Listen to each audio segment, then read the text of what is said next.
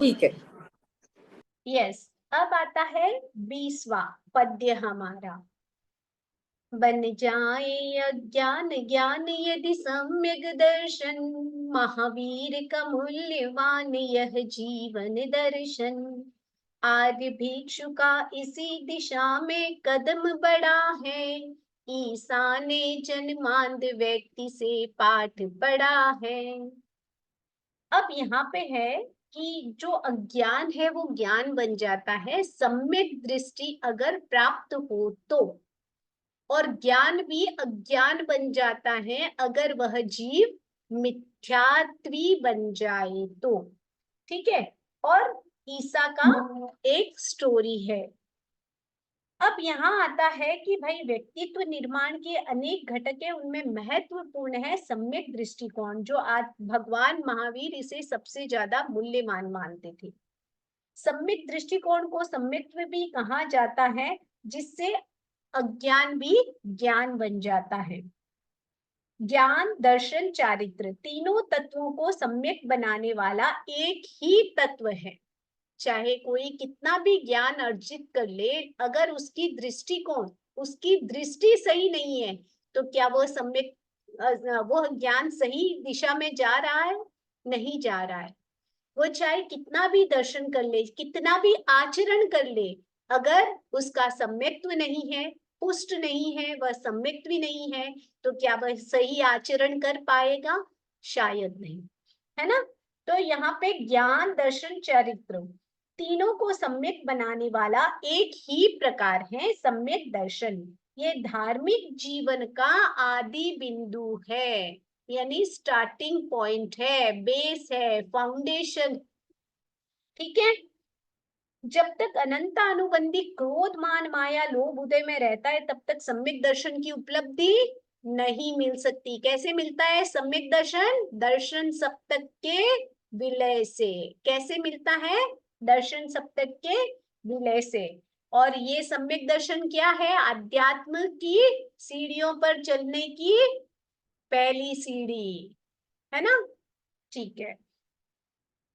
पारस का पारस पाकर लोहा बन जाता है। ठीक है। पारस का परस पाकर यानी स्पर्श पाकर सम्यक दर्शन के योग से अज्ञान भी ज्ञान बन जाता है। इसीलिए किसी उपदान या अनुष्ठान की अपेक्षा नहीं रहती है, केवल दृष्टिकोण को सही बनाने की जरूरत है।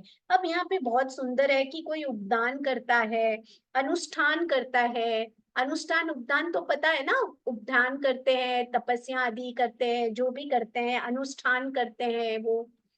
तो यहाँ पे उनकी अपेक्षा नहीं है।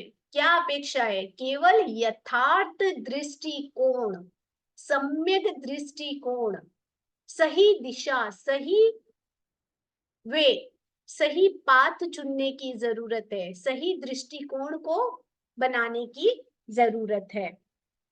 दृष्टिकोण बदला और सम्यक दर्शन मिला, अज्ञान क्या बन जाता है? ज्ञान बन जाता है। भगवान महावीर के जीवन दर्शन का सर्वाधिक मूल्यवान तत्व था सम्यक दर्शन। व्यक्ति का सही दृष्टिकोण सम्यक दृष्टिकोण सम्यक बनता है, तत्व की समझ परिष्कृत यानी साफ हो जाती है, यानी जो तत्व जैसा है वैसा ही दिखाई देता है, समझता है।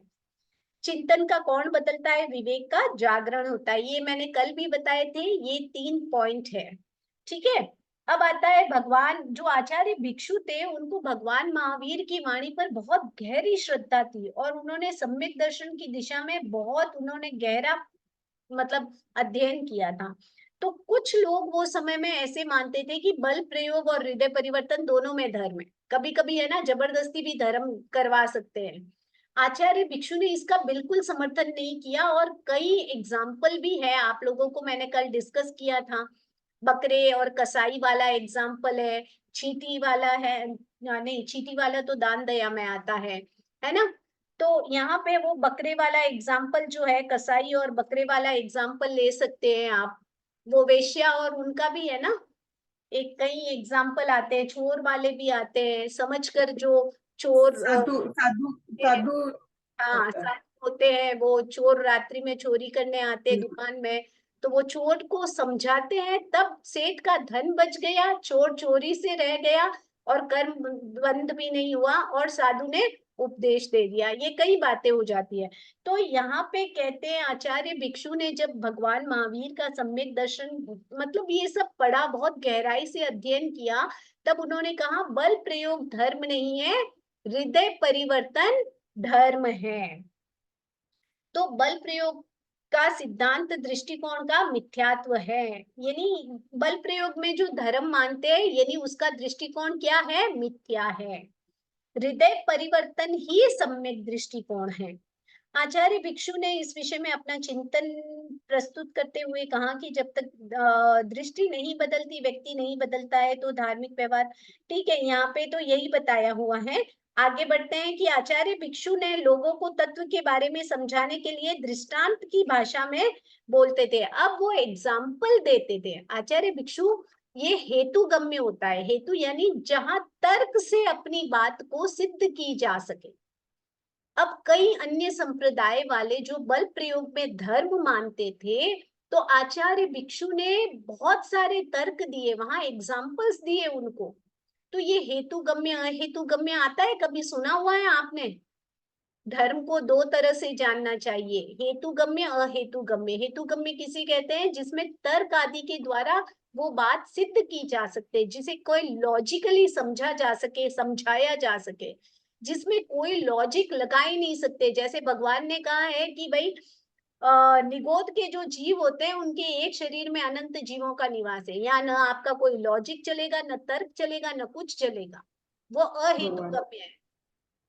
वो केवल ज्ञानी के द्वारा बताया हुआ है वैसा ही, और वो उन्हें वो ही जान सकते हैं और कोई जान भी नहीं पा रहा है ना। तो वो वाली चीज होता है, जो अतीन्द्रिय ज्ञानी होते हैं वही जान सकते हैं, तो उनका विषय है, तो हम उसमें तर्क और कुछ भी प्रस्तुत नहीं कर सकते। तो यहाँ पे आता है कि भाई कसाई जो बकरों को मारने ले जा रहे थे, वो राहगीर है, उन्हें बचा लिया तो वो तो खुश हो गया, तो और बकरे ले आया, तो वो बोला ये तो पैसा कमाने का अच्छा जरिया है, लोग इनको बचाने के लिए मुझे डबल पैसे देते रहेंगे, मैं और बकरे खरीद के लाता रहूंगा। तो क्या हो गया, ये धर्म हुआ? नहीं हुआ। अगर उसे समझा बुझा कर उसका हृदय परिवर्तित करते और वो कभी बकरों को नहीं मारता, उस धंधे को ही छोड़ देता, तब तो क्या हो जाता, धर्म होता, है ना।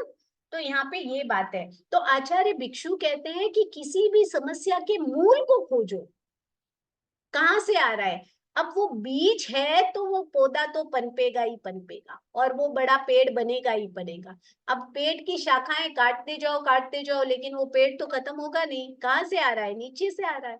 तो समस्याओं के मूल को पकड़ो, मूल को पकड़ो, तो दीर्घकालीन समाधान होगा। अब जैसे कल किसी ने बोला था भिखारी को तो रोटी देनी पड़ती है, ये तो करना पड़ता है, तो आचार्य भिक्षु करते हैं कि ये सब लौकिक कर्तव्य है, ये सब लौकिक कर्तव्य है। यहाँ पे देखिए, ये कोई तात्कालिक समाधान नहीं है। अब यहाँ पे आपने उसको एक टाइम के लिए भोजन दिया, आप कितनी दे के दोगे? उसकी भूख है 4 रोटी की, 5 रोटी की, आपने तो 1 रोटी दी, वो और दूसरे घर में गया और तीसरे घर में गया, है ना। तो यहाँ आचार्य भिक्षु कहते हैं ये कोई तात्कालिक, ये वर्तमान समस्या का समाधान है। तात्कालिक समस्या का समाधान हो सकता है, दीर्घकालिक समाधान नहीं है। कोई भी समस्या के लिए दीर्घकालिक समाधान ढूंढो और उसकी जड़ तक पहुंचो, क्यों है ना। तो एक बार आचार्य तुलसी सर्वोदयी नेता है रविशंकर जी महाराज, उनसे मिले और उन्होंने बोला कि भाई जो अभी देश में जो मुफ्तखोरी बढ़ रही है, तो आचार्य तुलसी ने कहा ये अभिशाप है, सबको फ्री चाहिए। जैसे केजरीवाल बोल रहा है ना, बिजली का बिल माफ, पानी फ्री, ये फ्री, वो फ्री। लोग क्या करते हैं, वोट दो वोट दो। कांग्रेस बोलती है ये करो, ये फ्री वो फ्री, बस फ्री, लेडीज के लिए ये फ्री वो फ्री। ये मुफ्तखोरी जो होती है ये एक अभिशाप होती है, सच में अभिशाप है। लोग फिर यूज टू हो जाते हैं। जेन्युइन समस्या जो होती है वो तो होती है इतनी, है ना, और फालतू का रोना होता है इतना। तो ये जो है यहाँ आचार्य तुलसी कितने साल पहले आचार्य तुलसी की दूरदर्शिता देखो कि मुफ्तखोरी जो होती है एक अभिशाप है। तो बिहार में दुष्काल पड़ा। वो जो रविशंकर जी है वो बोल रहे हैं कि भाई बिहार में दुष्काल पड़ा, भूखमरी छा गई, तो क्या करे, मैं लोगों की हेल्प करने गया तो लोगों को बोला कि है ना मैं तुमको दे सकता हूँ। मतलब भाई मैं हम लोग गए तो वो बोले कि हम भूखे हैं बाबा, हम भूखे हैं। तो उन्होंने बोला मैं तुम्हारी हेल्प करूंगा। तो बोले कैसे? तो बोले मैं तुम्हें मुफ्त में तो कुछ नहीं दूंगा, तो हमारे पास तो कुछ है ही नहीं, पैसे भी नहीं है देने के लिए, हमारा तो सब कुछ दुष्काल पड़ा, तो भाई हम कहाँ से लाए? तो बोले ये सड़कें जो टूटी हुई है, इनमें जो गड्ढे पड़े हुए हैं, इन सब का काम कर लो, तुम्हारा जितना है ना दिन का पैसे निकलता है मैं तुमको दूंगा, तुम खरीदो और खाओ बस। ये हो गया परमानेंट सॉल्यूशन, है ना। अब जैसे मोदी भी क्या कर रहे हैं कि घर से करो, हम तुम्हारी हेल्प करेंगे, तुम आगे तो बढ़ो, काम करना शुरू तो करो, है ना। घर बैठे बैठे ही सब कुछ फ्री में चाहिए, तो फिर क्या होगा? फ्री कितने दिन मिलेगा? थोड़े दिन मिलेगा, उसके बाद वो तो खत्म होना ही है ना। रविशंकर महाराज की बात सुनकर आचार्यवर बोले, आपने आचार्य भिक्षु के दर्शन को सही रूप में पकड़ा। उन्होंने बोला ना कि मैंने तो ऐसे मुफ्त में खाना नहीं खिलाया, कुछ काम करवाया फिर खाना खिलाया। तो बोले आपने आचार्य भिक्षु की बात को सही रूप में पकड़ा है। उन्होंने इस संदर्भ में दृढ़ता के साथ कहा, भूखे को भोजन खिलाना, प्यासे को पानी पिलाना तात्कालिक अपेक्षा की पूर्ति हो सकती है, पर इस समस्या का स्थायी समाधान नहीं है। स्थायी समाधान है दृष्टिकोण को बदलना, दृष्टि को बदलना। भिखारी क्यों भीख मांग रहा है? क्या उसके हाथ पैर हट्टे कट्टे नहीं है? बहुत सारे ऐसे भिखारी होते हैं जिनके हट्टे कट्टे हाथ पैर हैं, काम कर सकते हैं, समर्थ हैं। कोई भी बिल्डिंग बना रहा है वहां चले जाए, मजदूरी ले ले, कितने पैसे मिल जाएंगे। वो भीख मांगे उससे तो अच्छे ही पैसे, वो काम करना ही नहीं चाहता है, जब मुफ्त में मिल रहा है तो काम क्यों करेगा, है ना। तो कई बातें होती है, दृष्टि का बदलाव। इस इसीलिए दृष्टि को बदलो, व्यक्ति बदल जाएगा, ऐसे आचार्य तुलसी ने भिक्षु के सिद्धांत बताए। आचार्यवन ने तेरापंथ के मंतव्य को स्पष्ट करते हुए, धर्म त्याग है, भोग में नहीं है, इस सिद्धांत का प्रतिपादन करने पर आचार्य भिक्षु ने न तो कभी रोटी पानी देने का निषेध किया और ना ही किसी को ऐसा करने की प्रेरणा की। उन्होंने न तो कभी कहा कि रोटी पानी मत दो, ना ही उन्होंने कहा कि तुम दे दो, ठीक है ना। उन्होंने मनाई की, उन्होंने तो क्या किया, दृष्टिकोण, चश्मा दे दिया, भाई तुमको नहीं दिख रहा है तो देख लो, सही क्या है गलत क्या है तुम खुद ही परख लो। मैं तो तुमको क्या दे रहा हूँ? आंख दे रहा हूँ, चश्मा दे रहा हूँ, जो ईसा मसीह ने नहीं दी थी। किसको नहीं दी थी? उस अंधे आदमी को। उसने बोला आपने आंखें तो दे दी, वेश्या के पीछे भाग रहा हूँ, लेकिन भीतर की आंख नहीं दी। आंख तो दे दी लेकिन भीतर की आंख नहीं दी, सही गलत की पहचान वाली बात नहीं कही। तो यहाँ पे वो एग्जाम्पल आता है जो ईसा मसीह का है। ठीक है, आगे बढ़े, वो स्टोरी तो आप लोग पढ़ लेंगे। 21वां है, जो जैसा है वैसा देखे, सम्यक दर्शन की शहनानी, क्यों चले निषेधात्मक चिंतन, हो सदा विधेयात्मक वाणी, श्रावक जीवन की सार्थकता, नव तत्वों के अनुशीलन से, खाते पीते सोते जगते, आवाज उठे अंतर मन से। अब यहाँ पे है कि जो तत्व जैसा है उसे वैसे ही रूप में देखना, ये सही दृष्टिकोण है। यानी जो भगवान ने कहा है, जो यथार्थ है, सही है, जैसा है वैसा ही जानना, ठीक है, ये है सम्यक दर्शन की पहचान। वहां पर क्रूर हिंसा और निषेधात्मक भाव, अब यहाँ पे निषेधात्मक भाव एक शब्द आता है, यानी नेगेटिव थॉट्स। कौन से नेगेटिव थॉट्स? दूसरों की निंदा, बुराई, हिंसा, चोरी, झूठ, कलह, राग, द्वेष, क्रोध, मान, माया, लोभ, किसके भेद है? 18 पापों के भेद है। ये 18 पाप ही तो निषेधात्मक भाव है। क्यों हम किसी की चुगली करें? क्यों हमको पड़ी है दूसरों की निंदा, दूसरों की बुराई, दूसरों की पंचायती? अरे अपने घर में जाको ना, एक कहावत याद आती है इस बात से, बुरा देखण मैं चलिया, बुरा न मिलिया कोई, जो मैं खुद को देखिया, मुझसा बुरा न कोई। तो क्यों हम ये सब करें? देखो, दूसरों की बुराई करके अपनी एनर्जी वेस्ट कर रहे हैं, अपने कर्मों को और बांध रहे हैं, भोगना अपने को ही है अपने। तो यहाँ आचार्य तुलसी बहुत सुंदर बात बताते हैं कि निषेधात्मक जो चिंतन होता है, कौन सा? बुरा, अनिष्टकारी, कौन है वो? 18 पाप पूरे सब आ गया। क्रोध, मान, माया, अंदर की ज्वलन है ना, अंदर का जो चीज है, और बाहर की सारी चीजें आ गई। तो यहाँ पे सैद्धांतिक दृष्टि से 18 पाप निषेधात्मक भाव है, हिंसा, झूठ, चोरी आदि दिखाई देती हुई बुराइयों का समावेश है। तो क्रोध, मान, माया, लोभ आदि आंतरिक दुर्बलताएं भी संग्रहित है। क्रोध, मान, माया, लोभ तो किसी को बाहर से दिखाई नहीं देगा, वो तो अंदर है, आपके अंदर है, आपको ही पता है ना। तो आंतरिक और बाह्य सारी बुराइयां बता दी। तो यहाँ कहते हैं जिस व्यक्ति के ये भाव कमजोर हो जाते हैं तो वाणी विधेयात्मक बन जाती है। यानी कौन से भाव? ये नेगेटिव थॉट्स ये कमजोर हो जाएंगे, मतलब इनको हम थोड़ा थोड़ा थोड़ा थोड़ा निकालते जाएंगे तो हमारे थॉट्स क्या हो जाएंगे? पॉजिटिव हो जाएगा। जब हम पॉजिटिव सोचने लगेंगे तो बोलेंगे भी कैसे? पॉजिटिव बोलेंगे, है ना। करेंगे कैसे आचरण? पॉजिटिव करेंगे, अच्छा करेंगे।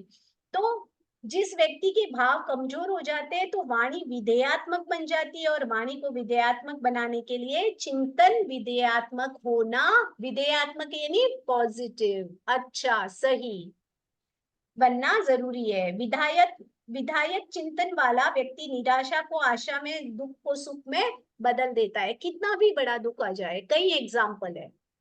अब देखो यहाँ पे ना कई एग्जाम्पल आएंगे आगे आपके, जैसे भगवान महावीर, गजसुकुमाल आदि। ठीक है। अब यहाँ पे आता है कि भाई विधायक चिंतन वाला है। मान लो कोई परिस्थिति आ गई, बहुत अच्छे खासे पैसे थे और चले गए, तो वो सोचेगा ठीक है मेरे कर्मों का उदय आया, ये तो क्या है, माया है, चंचल है, आती है जाती है, क्या तो फर्क पड़ा। हाँ, दूसरा वाला, अरे मेरा पैसा गया, मेरा सब कुछ गया, मैं तो इतने ऐशो आराम से था। वो क्या कर रहा है? आर्त ध्यान, रुद्र ध्यान करके और कर्मों को बांध रहा है। विधेयक वाला क्या बोलता है? ये तो माया है, आएगी जाएगी, लक्ष्मी चंचल है, हो सकता है कभी सुख के दिन कभी दुख के दिन, है ना। तो वो पॉजिटिव वे में लेता है। सम्यक दर्शन के साथ देश व्रत की आराधना करने वाला व्यक्ति श्रावक होता है। श्रावक की चर्या साधारण आदमी की चर्या जैसी नहीं होती। चर्या को विशिष्ट बनाने के लिए तत्व ज्ञान आवश्यक है। श्रावक की चर्या को विशिष्ट बनाने के लिए क्या आवश्यक है? तत्व ज्ञान। क्योंकि हमने आध्यात्म की 10 भूमिका में क्या पढ़ा? हम जब ज्ञान करेंगे तभी हमें विवेक आएगा। कौन सा विवेक आएगा? हेय गेय उपादेय का। तभी हम प्रत्याख्यान कर पाएंगे, है ना। ये हमने पहले पढ़ा। तो यहाँ पे यही बात आती है कि तत्व ज्ञान का ज्ञान आवश्यक है। इस बात को ध्यान में रखकर प्रस्तुत पद्य में 9 तत्वों के अध्ययन एवं पारायण पर बल दिया गया। इसके द्वारा श्रावक जीवन की सार्थकता मानी गई है और उसका अनुशीलन करना चाहिए। ठीक है, 9 तत्वों को हम अब थोड़ा अच्छे से समझेंगे। जानो जीव अजीव में पुण्य पाप की बात, आश्रव संवर निर्जरा बंद मोक्ष विख्यात। अब यहाँ पे कितने हैं? 9 तत्व हैं। सबसे पहला जीव, और लास्ट वाला कौन है? मोक्ष। और बीच के क्या है? बांधने और मुक्त होने की प्रक्रिया। बांधने और मुक्त होने की प्रक्रिया। 9 तत्व है इस पद्य में, प्रस्तुत पद्य में उनका नामांकन किया गया। आगमों में श्रावक का विशुद्ध वर्णन उपलब्ध होता है। उपासक दशा तो पूरी श्रावकों पे ही है, बाकी में तो श्रावकों का आता ही आता है। उपासक दशा पूरा एक आगम, जो 11 अंग में एक अंग है, वो केवल श्रावक का है।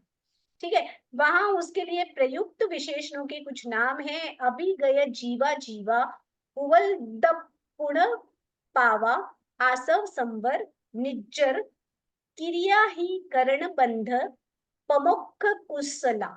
श्रावक जीव अजीव को जानता है, पुण्य पाप के मर्म को जानता है। ये आप लोगों ने जीव न जाने अजीव न जाने, पुण्य न पार का नाई रे, आप लोगों ने पढ़ी ना तत्व ज्ञान। हाँ, हाँ, क्या थी? गीतिका पढ़ी थी। हाँ। तो यहाँ पे आता है, अरे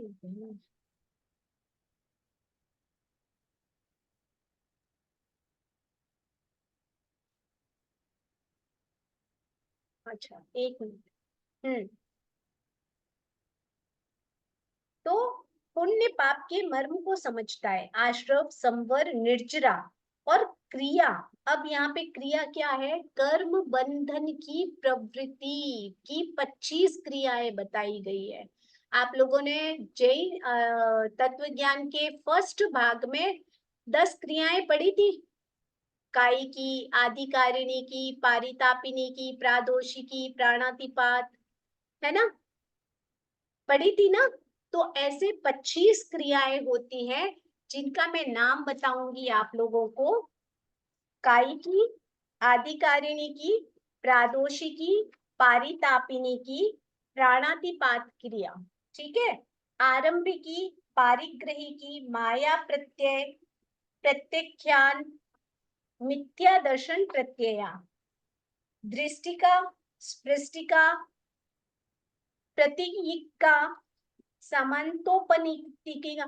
ये है ना क्रिया, ये 25 क्रिया आपके आश्रव संवर में है। आश्रव संवर इसमें हाँ है। हाँ, उस बुक में है। आश्रम में पढ़ा था, आश्रम में है है इसमें। हमारे। आश्रम के क्वेश्चन में है ये सब दी हाँ, हुई क्रियाएं। देखते हैं ना, उसमें है। आश्रम में। हाँ, आश्रव वाले में है ना? तो ये जो 25 क्रियाएं हैं, इनसे क्या होता है? ये किसके किसके अनुसार बंधती है? जीव और अजीव दोनों के द्वारा। मतलब जीव के बंध रही है, होती तो लग तो जीव के है। कुछ क्रियाएं जीव से रिलेटेड है, कुछ अजीव से रिलेटेड है। ठीक है? अधिकरण, अधिकरण मतलब क्या हो जाता है? शरीर और इंद्रिय। यहाँ पे अधिकरण शब्द के कई अर्थ आते हैं, जैसे शकट, गाड़ी, बैलगाड़ी आदि अधिकरण कहलाते हैं। शस्त्र, पुर्जे, ये सब अधिकरण कहलाते हैं। परिग्रह भी अधिकरण कहलाता है। ठीक है? अधिकरण की अलग अलग अपेक्षाओं से अलग अलग नाम, मतलब ऐसे आते हैं, उल्लेख आता है अलग अलग अपेक्षाओं से, अलग अलग जगह पर अलग अलग नामों का उल्लेख आता है। ठीक है? बंध और मोक्ष के विषय में कुशल होते हैं। इस वर्णन के आधार पर श्रावक का तत्वज्ञ होना ठीक है। अब यहाँ आते हैं, मुख्य कौन से तत्व हैं? जीव और अजीव। और विस्तार क्या है? 9। आश्रम, संबंध, निर्जरा, मोक्ष, ये किसके भेद हैं? जीव तत्व के। और बंध, पुण्य, पाप, अजीव के। ठीक है? 9 तत्वों का जो क्रम है यहाँ पे आ गया। प्रथम जीव, अंतिम मोक्ष है। और जीव मूल तत्व है और मोक्ष उसका लक्ष्य है, बीच के साथ बंधन है। मुक्त होने, बंधन और मुक्त होने की प्रक्रिया है, जो मैंने आप लोगों को पहले ही बता दी है। ठीक है? इसमें स्थूल और सूक्ष्म दोनों शरीर अजीव है। जीव का अजीव के साथ गहरा संबंध है। सूक्ष्म और स्थूल दोनों शरीर अजीव है। अब यहाँ पे सूक्ष्म और स्थूल शरीर कौन से हो गए? पुण्य, पाप और बंध। सूक्ष्म शरीर, कर्म शरीर की परिणतियां। यहाँ सूक्ष्म शरीर मतलब तेजस और कार्बन नहीं हुआ। ठीक है? यहाँ उन्होंने सूक्ष्म शरीर का मतलब बता दिया कि भाई जो कर्मों से रिलेटेड है, पुण्य, पाप, बंध, ये सब सूक्ष्म शरीर की परिणतियां होते कर्म से ही है। कर्म पुद्गल का ही है। किसका भेद है? कर्म शरीर मतलब कार्बन शरीर ही हो गया ना? हाँ, यही हुआ, यही हुआ, लेकिन अलग अपेक्षा से दे दिया। देखो यहाँ बात वही है। क्या बोल दिया? सूक्ष्म शरीर मतलब क्या हो गया? पुण्य, पाप और बंध, कर्म शरीर, यानी कार्बन शरीर। ठीक है? तो जीव मोक्ष, जब तक इन दोनों से छुटकारा नहीं होगा, यानी स्थूल शरीर और सूक्ष्म शरीर, यानी जब तक इन सब से छुटकारा नहीं होगा, जीव एक अपेक्षा से अगर आप पांचों शरीर समझोगे तो भी सही है, क्योंकि जब तक इन शरीर से मुक्ति नहीं होगी, सूक्ष्म और बादर जो भी है, औदारिक स्थूल है, वैक्रिय स्थूल है, सूक्ष्म कौन सा हो गया? तेजस और कार्बन, है ना? तो जब तक इन शरीरों से मुक्त नहीं होंगे, जब तक हम संसार में भ्रमण करेंगे, तब तक ये बंधे रहेंगे। तो एक अपेक्षा से वो भी है। आश्रव जो होता है, कर्मों को आकर्षित करता है। संबंध, निर्जरा, ये मोक्ष के साधक तत्व है। क्यों साधक क्यों है? साधक और बाधक दो शब्द आते हैं। साधक किसे कहते हैं? कर्मों को रोकते हैं और कर्मों को तोड़ते हैं, मतलब कर्म क्षीण होते हैं। पहुंचने के लिए जो है मोक्ष में ले जाने के लिए सहायक है। साधना के द्वारा मोक्ष की प्राप्ति। हाँ देखो एक मोक्ष क्वेश्चन सहयोगी। के कितने आंसर आए? मत्ते मत्ते खोपड़ी नहीं आ रही, इसीलिए बोलते हैं सबके ग्रुप में पढ़ाई करने से अच्छे आंसर्स आते हैं। तो यहाँ पे जो है संवर और मोक्ष, ये दोनों साधक है यानी हेल्पर है, ठीक है, क्योंकि ये ही हमारी हेल्प करते हैं कहाँ तक पहुंचने के लिए? मोक्ष तक पहुंचने के लिए, ठीक है। मोक्ष प्रत्येक सम्यक दृष्टि संपन्न व्यक्ति की मंजिल है। प्रत्येक सम्यक दृष्टि क्या चाहता है? इस संसार में घूमते जाए, कभी देव, कभी नारद, कभी मनुष्य, कभी तिर्यंश बनके एंजॉय करते जाए, है ना? नहीं, नहीं, तो मोक्ष जाए। तो बंधन और मोक्ष की प्रक्रिया समझने के लिए बंधन मुक्ति की दिशा में प्रस्थान नहीं हो सकता, इसीलिए 9 तत्वों का ज्ञान आवश्यक है। अब जब तक हम बंधन और मुक्ति की प्रक्रिया को नहीं जानेंगे, हम मुक्त नहीं हो सकते। इसीलिए क्या बोला आचार्य तुलसी ने? किसका ज्ञान आवश्यक है? तत्व ज्ञान का ज्ञान आवश्यक है। जीव चेतनावान चेतना शून्य, जीव सदा जड़ है, जड़ चेतन की शाश्वत सत्ता, जिन शासन अक्षय बड़ है। अब यहाँ पे जीव चेतनावान होता है और अजीव अचेतन होता है। तो यहाँ पे जो है आचार्य तुलसी बताते हैं कि जिसमें चेतना होती है वो जीव है, और चेतना से शून्य होता है, जड़ होता है, वो अजीव होता है। और जिन शासन में जड़ और चेतन दोनों के अस्तित्व को शाश्वत माना गया है। जैन धर्म मानता है कि जो आत्मा है त्रैकालिक सत्ता, हम पीछे के पैराग्राफ से पढ़ते आ रहे हैं, थी, है और रहेगी। यानी जीव जो जीव था, जीव है और जीव ही रहेगा। अजीव जो अजीव था, अजीव है, अजीव ही रहेगा। क्लियर है? तो यहाँ पे वही बात बताई है। लोक मत में अक्षय रहने वाले वट वृक्ष की चर्चा सुनी जाती है, विनिष्ट भी होता है। जिन शासन वास्तव में अक्षय वट वृक्ष है। अब यहाँ पे वट वृक्ष यानी बरगद का पेड़ माना जाता है, वट वृक्ष यानी बरगद का पेड़ कहलाता है। तो बोलते उसकी जड़ें बहुत नीचे तक आती है, फिर उनसे वापस होता है, तो बोले अक्षय वृक्ष माना जाता है कि वो कभी खत्म नहीं होता है, शाश्वत रहता है, ऐसा। तो यहाँ आचार्य तुलसी कहते हैं कि भाई उस वृक्ष का तो मुझे नहीं पता है, लेकिन जिन शासन जरूर पता है। जो भगवान का शासन है, जिन शासन है, वो अक्षय है।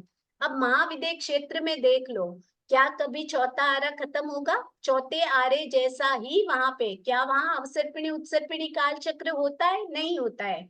वहां 32 विजया के 4 विजया में, कम से कम 4 विजया में तीर्थंकर रहते ही रहते हैं, सर्वदेव विद्यमान रहते ही रहते हैं। तो फिर जिन शासन अक्षय है या नहीं है? सदैव था, है और रहेगा। अवसर्पिणी उत्सर्पिणी काल की अपेक्षा से बदलता रह सकता है, आप बोल सकते हो, लेकिन अगर हम महाविद्य को ले तो हमेशा शाश्वत था, है और रहेगा। ये आपके इसमें अवधि ज्ञान आया ना, 5 ज्ञान में आएगा। 5 ज्ञान आप लोगों ने पढ़ा है, बहुत सुंदर विवेचन है वहां पे, ठीक है। तो यहाँ आता है कि भाई जो संसार, यहाँ मेन यही बात है कि जीव का लक्षण है चेतना, ठीक है। ये जानने, समझने, अनुभव करने की शक्ति होती है। जीव अमूर्त होता है, और जिनमें ये शक्ति नहीं होती है वो कौन होता है? अजीव, ठीक है। उसका ज्ञान चेतना शक्ति की प्रवृत्ति के आधार पर किया जाता है। अब जिन जीवों में जितनी ज्ञान चेतना शक्ति है, अब हम उनको क्या बोल देते हैं? डिवाइड कर लिया। कैसे डिवाइड किया? एकेंद्रिय, द्विंद्रिय, त्रिंद्रिय, चतुरेंद्रिय, पंचेंद्रिय।